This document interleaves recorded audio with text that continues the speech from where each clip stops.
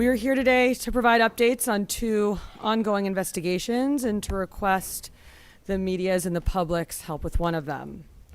First, at this time, the NYPD is searching for the suspect in a horrific double homicide, robbery, and arson that occurred in the confines of the 105 precinct on Monday morning, September 8th.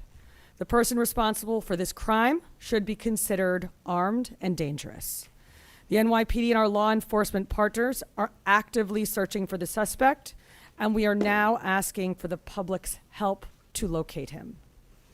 Based on video images obtained at and around Monday's crime scene and a positive ID from the suspect's parole officer, we are looking for Jamel McGriff, male, black, 42 years old, with a last known address at 2524 Creston Avenue in the Bronx.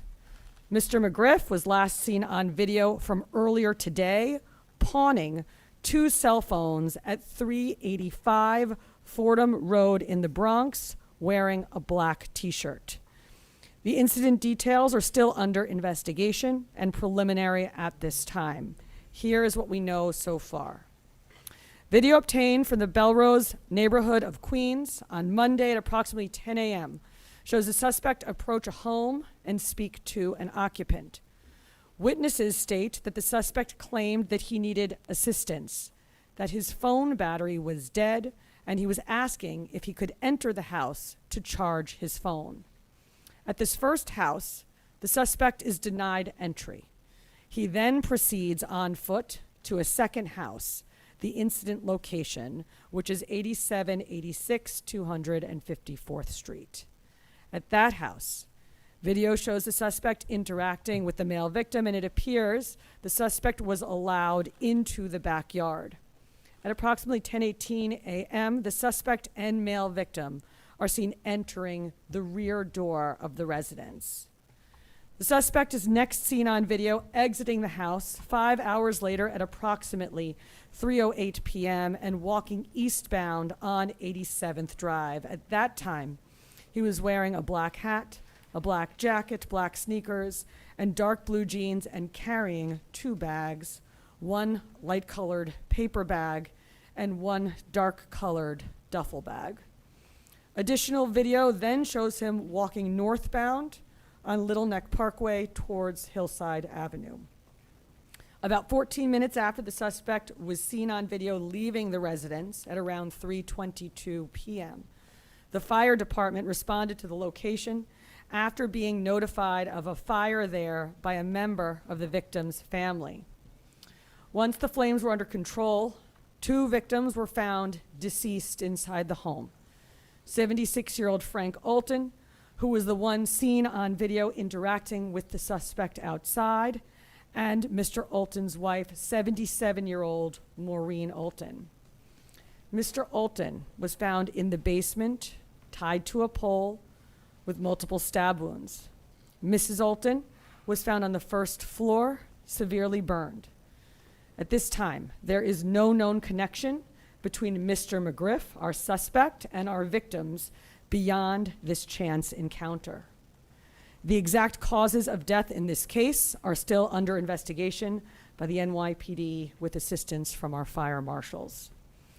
McGriff has a lengthy, violent criminal history stretching back 30 years, including multiple robberies. He is currently out on parole for a first-degree robbery he committed in 2006 after serving more than 16 years on that conviction.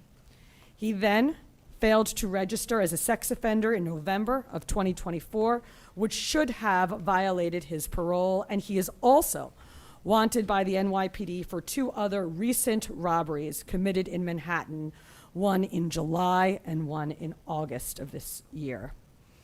Investigators from the NYPD and our partners on the Regional Fugitive Task Force are working around the clock to locate and to apprehend Mr. McGriff, and we appreciate the public's and the media's assistance here. If anyone sees Mr. McGriff, please do not approach him and call 911 right away. Again, this individual should be considered armed and dangerous. If anyone has information about Mr. McGriff's whereabouts, please call Crime Stoppers at 1-800-577-TIPS. For the public, The message is clear. The suspect's MO is to go door to door, asking for some kind of assistance until he can gain entry. So do not allow anyone you don't know or who you are not expecting into your home. Our hearts go out to the victims, their families, including the victim's son, an active duty FDNY EMT. Turning to our next topic. Based on threat reporting, which typically increases this time of year around the anniversary of 9/11, the UN General Assembly, and the Jewish high holidays, we are monitoring threats against New York City critical infrastructure, including bridges and tunnels connecting Queens and Manhattan. As always, we take all threats seriously, and we are working with our federal partners through our Joint Terrorism Task Force as we investigate. Out of an abundance of caution, we are surging resources, and you can expect to see an increased police presence at critical infrastructure locations.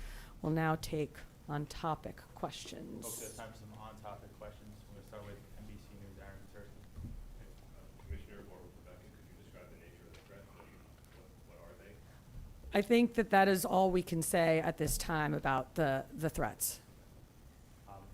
Melissa, Colorado. Commissioner, the robberies you mentioned that happened this year in July and August, can you give me some more details about that? Sure. Those incidents? Chief Ken will do that. The robbery that took place in July took place in the confines of the two-way precinct at 125th Street and Lenox Avenue, in which the perpetrator, Mr. McGriff, entered a GameStop store, produced a pistol, and robbed the store of U.S. currency.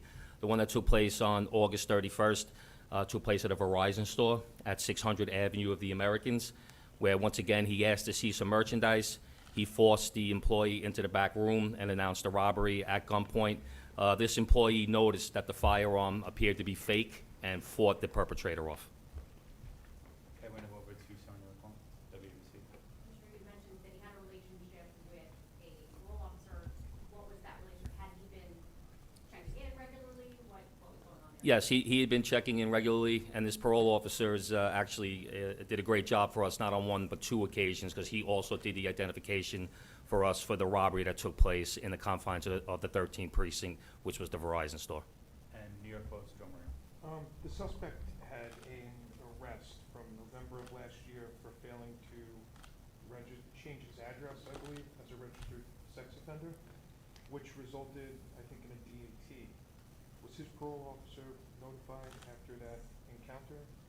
That I'm not aware of if his parole officer was violated, but certainly the district attorney's office was. Okay, we're going to go to Alabama, WCBS. Commissioner, you mentioned a family member called about the fire. Was that the EMT? Is he the one that found his parents, or was that a different relative? The EMT was notified by ADT, which was an alarm system, that there was a fire at the residence, which caused the son to respond. All right, folks, thank you very much. Thank you for your time. Thank you.